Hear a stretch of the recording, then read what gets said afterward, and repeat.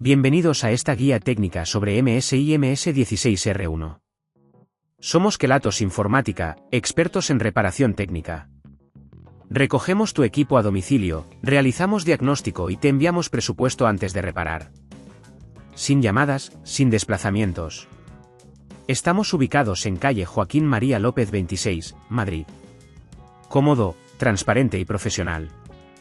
Enlace en la descripción.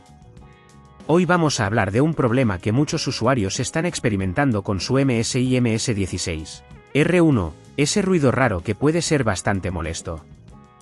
Este sonido a menudo indica un fallo en el ventilador, que es esencial para mantener la temperatura del portátil bajo control. Si no se repara a tiempo, podrías sufrir un sobrecalentamiento, lo que podría dañar otros componentes internos. Para esta reparación, necesitarás algunas herramientas básicas, un destornillador de estrella, una púa de plástico, pinzas y un nuevo ventilador compatible con el MSI MS16R1. Comenzaremos abriendo el portátil con cuidado. Asegúrate de desenchufar el equipo y quitar la batería si es posible. Usa el destornillador para quitar los tornillos de la tapa trasera, guardándolos en un lugar seguro. Una vez retirada la tapa, localiza el ventilador. Este componente suele estar cerca de la parte trasera del portátil y puede estar cubierto por un cable que tendrás que desconectar. Para esto, usa las pinzas con mucho cuidado. A continuación, quita los tornillos que fijan el ventilador en su lugar. Recuerda aplicar una fuerza moderada para no dañar el material. Una vez que los tornillos están fuera, levanta el ventilador con delicadeza y retíralo. Ahora es el momento de instalar el nuevo ventilador.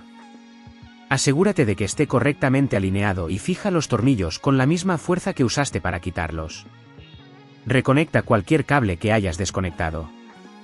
Antes de cerrar el portátil, es recomendable encenderlo brevemente para asegurarte de que el nuevo ventilador funciona correctamente. Si en este punto ves que es demasiado complejo, recuerda que en Kelatos recogemos el equipo en tu domicilio y te lo devolvemos reparado. Para evitar que este problema vuelva a ocurrir, es recomendable limpiar el interior de tu portátil de vez en cuando, ya que el polvo puede acumularse y afectar el rendimiento del ventilador.